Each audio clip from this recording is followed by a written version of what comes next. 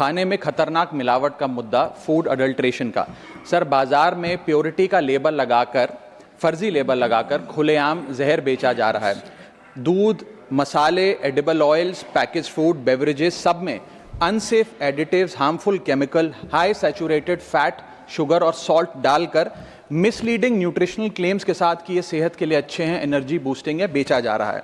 Sir, हालात ये हैं कि आप दूध खरीदिए तो उसमें यूरिया मिलता है, सब्जियां खरीदें उसमें ऑक्सीटोसिन है, पनीर के अंदर स्टार्च और कॉस्टिक सोडा है, आइसक्रीम में डिटर्जेंट पाउडर मिलता है, फ्रूट जूस में सिंथेटिक फ्लेवर और आर्टिफिशियल कलर, एडिबल ऑयल में मशीन ऑयल, गरम मसालों में ईंट का पाउडर और लकड़ी का चूरा, चाय में सिंथेटिक कलर, चिकन और पोल्ट्री आइटम में एनाबॉलिक स्टेरॉइड्स, शहद में शुगर सिरप और येलो डाई, यहाँ तक कि देसी घी में जो मिठाई बननी चाहिए वो भी वेजिटेबल ऑयल और वनस्पति से बनती है।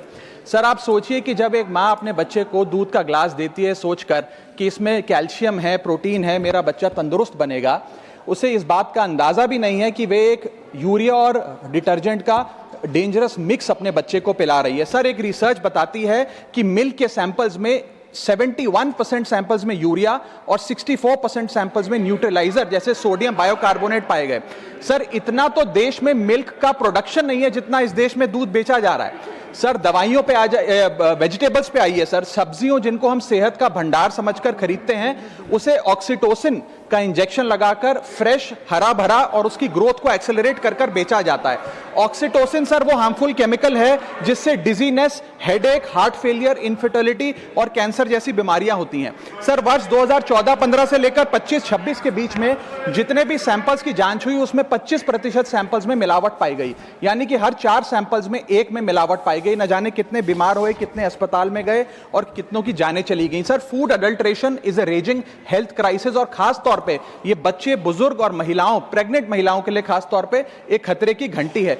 इससे भी ज्यादा चौंका देने वाली बात वो है सर कि जो प्रोडक्ट्स भारत में बनते हैं लेकिन इंटरनेशनली बैन हो गए, जैसे कि इस देश की 2 सबसे बड़ी गरम मसाले बनाने वाली कंपनियों के प्रोडक्ट्स यूएस, यूके और इनफैक्ट पूरे यूरोप में इसलिए बैन हो गए क्योंकि उनके अंदर कैंसर कॉजिंग पेस्टिसाइड्स पाए गए।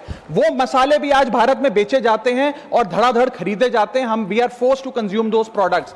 सर, हालात ये है कि और देशों के अंदर जिन फूड आइटम्स को पालतू जानवरों को भी नहीं खिलाया जाता, वो हमारे देश में धड़ाधड़ ये कंपनियां बेच रही हैं। सर, मैं इस संदर्भ में कुछ सुझाव लाया हूं। पहला सुझाव, FSSAI जो हमारा रेगुलेटर है उसे मजबूत करिए, एडुकेट मैन पावर दीजिए, एडुकेट लैब टेस्टिंग दीजिए। दूसरा, जो फाइन्स और पेनल्टीज हैं वो फाइनेंशियली मैनेजेबल है, उनको बढ़ाने की जरूरत है।